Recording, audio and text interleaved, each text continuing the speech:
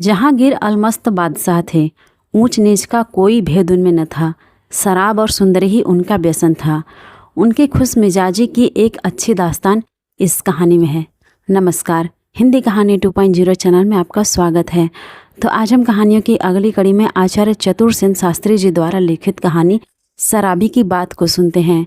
लेकिन उससे पहले आप सभी लोग से एक विनम्र अनुरोध है कि अगर चैनल पर नए हैं तो चैनल को सब्सक्राइब जरूर कीजिएगा।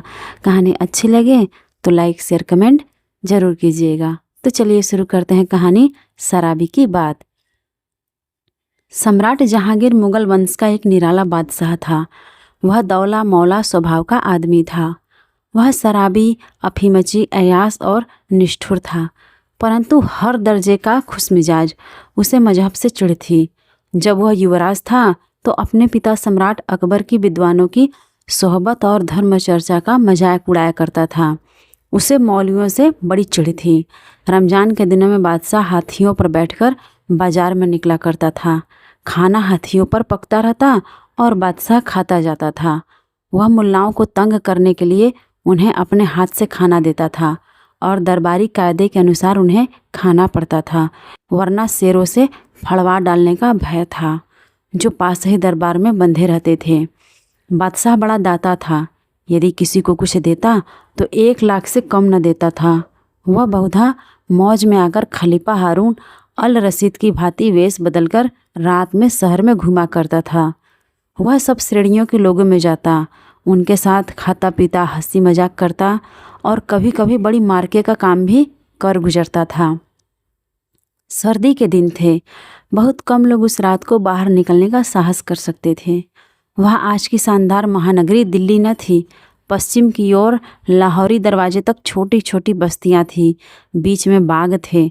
शहर प्रायः उस स्थान पर खत्म हो जाता था जिसे इस समय फतेहपुरी कहते हैं और जो दिल्ली का सबसे ज़्यादा गुलजार हिस्सा है। उस समय दिल्ली की सबसे शानदार इमारत लाल किला थी। तब के और अब के लाल किले में बहुत फ़र्क है। अब खाइयाँ भर दी गई हैं।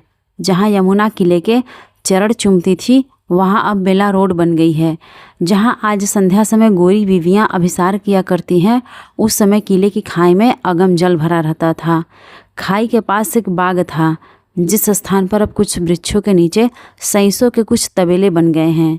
किले की लाल रंग की दीवार के सामने वह बाग अत्यंत शोभनीय होता था। उसमें बहुत सी जातियों के फूल बूटे थे। इसी के सामने चौक सादुल्ला खान था, जिसे आज चांदनी चौक कहते हैं। इसी के सामने किले का दरवाज़ा था, जिस पर रंगीन चौकी पहरा पड़ा रहता था। ये पहरेदार ऐसे वैसे नहीं, बड़े बड़े अमीर उमरा होते थे। इसके बाद ही बड़ा मैदान था, जो आज भी परेड का मैदान कहलाता है। यहाँ मीर बख्शी बड़े बड़े नए नए घोड़ों का मुलाहिजा किया जाता था और अच्छे मजबूत घोड़ों की रान पर शाही या अमीरों के निशान कर दिया करता था। बाजार में ज्योतिषी नजुमी मैले कालीन का एक टुकड़ा बिछाए बैठे रहते थे, जिसके सामने एक बड़ी सी किताब खुली पड़ी रहती थी, जिसमें ग्रहों के चित्र बने रहते थे। सामने रमल फेंकने के पासे होते थे। बुर्की ओढ़े स्त्रियां इनके पास पतियों के वश में करने की या युद्ध से लौटाने की अथवा पुत्र होने की विधियां बहुधा पूछने को ठठ की ठठ जुटी रहती थी। बाजार के बरामदों में दिन भर माल सजा रहता था। यहीं बैठकर दुकानदार ग्राहकों को पटाते थे। इनके पीछे कोठरियाँ होती थी, जहाँ रात को माल रखकर ताला बंद कर दिया जाता था। ऊपर उन व्यापारियों के रहने के मकान होते थे, परंतु बाजार को छोड़कर शेष मकान बहुधा कच्चे घास फूस के ही होते थे। ऐसे ही उस समय दिल्ली की नगरी थी। आधी रात बीत रही थी। बाजार में सन्नाटा था। बादशाह सलामत और उनके साले तथा वजीरे आजम आसफ अली चुपचाप एक गली में मकानों की परछाई में चल रहे थे।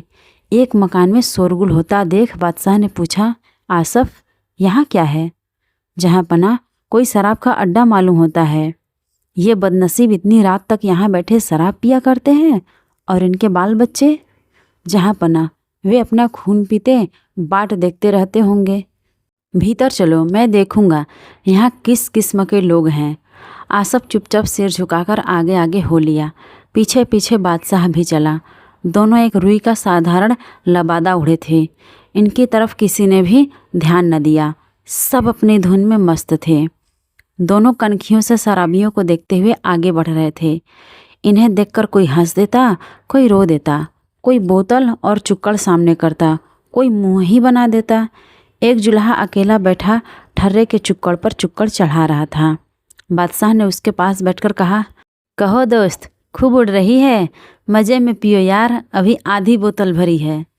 जेब में खनाखन है, आज ही एक अद्धी बेची थी, खूब पियो, कहकर उसने खूब खिलखिलाकर हंसने के बाद चुक्कड़ भरकर बादशाह के हाथ पे रख दिया। बादशाह ने चुक्कड़ लेकर कहा, यार बड़े मालदार मालूम पड़ते हो, काम क्या करते हो? जुल्हा हूँ भाई, मालदार वह जो बेगम हो, मनहूस मक्खी चूस, कितना ही मालदार हो तो क्या, यहाँ तो यार दिन भर कमाना, रात को उड़ाना। पियो दोस्त, जी जितना चाहे उतना पियो। बादशाह ने चुक्कड़ पीकर कहा, सच कहो दोस्त, घर में बीवी बच्चे भी हैं या फकत दम ही? जुल्हा जोर से हंसा, फिर बोला, बीवी बच्चे तो बाप के भी नहीं थे यार, यहाँ तो जोरू न जाता, अल्लाह मियाँ से नाता। पियो दोस्त, तुम तो तकल्लुफ़ करते हो। नहीं दोस्त, बादशाह ने कहा, तुम दर हकीकत बड़े जिंदा दिल हो यार, तुम्हारी हमारी दोस्ती पक्की होनी चाहिए, यह नहीं कि यहाँ से निकले और भूल गए। मंजूर है? तब कल घर पर आओ तो दावत दूँ, वह खाना खिलाऊं कि तुम्हारे फरिश्तों ने भी न देखा हो। बोलो मंजूर है? हाँ मंजूर है। जुल्हे ने बादशाह के हाथ पर हाथ मारकर कहा, देखना वादा खिलाफी न करना। वाह, यह भी कोई बात है। हाँ दोस्त, तुम्हारा नाम क्या है? सिकंदर जुल्हा, तमाम विलायत में नाम मशहूर है। ज़रूर आना यार, वह दावत दूंगा और शराब पिलाऊंगा कि खुश हो जाओगे। बादशाह हंसकर उठ खड़े हुए। सिकंदर भी उठा। बादशाह के हाथों में हाथ दिए झूमता झामता शराब खाने से बाहर निकला। चलती बार उसने फिर बादशाह की पीठ पर धौल जमाकर कहा, देखना यार, दगा न करना। बादशाह ने फिर वचन दिया और दोनों दो ओर रवाना हुए। तीसरा पहर था। सिकंदर सिरकी के नीचे ताना बाना बुनने की तैयारी में ज़मीन में कीले गाड़ रहा था कि उस तंग गली में बादशाह की सवारी घुसी। गली भर में दौड़ धूप मच गई। लोग घर से बाहर निकलकर खड़े हो गए। सवार, प्यादे, हाथी और बरकंदाजों से गली भर गई। नकीब जोर से आवाज़ें आने लगे। आसबतदार चिल्लाकर रास्ता साफ करने लगे। बादशाह हाथी पर था। सेवकगण दाएं बाएं थे। गुलाम लोग सिकंदर जुल्हे का घर पूछते हुए सवारी के आगे आगे चल रहे थे। सिकंदर कोलाहल सुनकर द्वार में आ खड़ा हुआ। उसकी कमर में तहमद बंधा था। बदन पर एक रुई की मिर्जई थी। हाथ में हथौड़ी थी। ख्वाजा ने पूछा, सिकंदर जुल्हे का कौन सा घर है? यही है, सिकंदर ने अचकचाकर कहा। और सिकंदर कहाँ है? मैं ही सिकंदर हूँ। तब होश करो मियाँ, बादशाह सलामत तुम्हारे घर दावत खाने आ रहे हैं। सिकंदर की आंखें फटी की फटी रह गई। कुछ देर उसके मुंह से आवाज़ नहीं निकली। वह चुपचाप घर के भीतर चला गया। दरवाजे पर बादशाह का हाथी बैठाया गया। बादशाह अपने अनुचरों के साथ उस छोटे से छप्पर के घर में घुस गए। सिकंदर ने आंख उठाकर भी बादशाह को न देखा। वह समझ गया था कि रात का मेहमान कौन था। वह धड़ाधड़ हथौड़ी को कीलों पर ठोकने लगा और चिल्लाकर कहने लगा, जो शराबी की बात पर एतबार करे वह इस हथौड़ी से पीटने के काबिल है। बादशाह यह सुनकर ठहाका मारकर हंस दिया। उसने उसका हाथ पकड़कर कहा, क्या दोस्त, ऐसी ही दोस्ती होती है?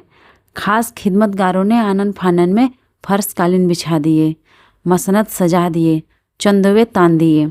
बादशाह के इशारे से सिकंदर को जड़ाऊँ दरबारी पोशाक पहना दी गई और बादशाह उसे बगल में लेकर मसनद पर जा बैठा।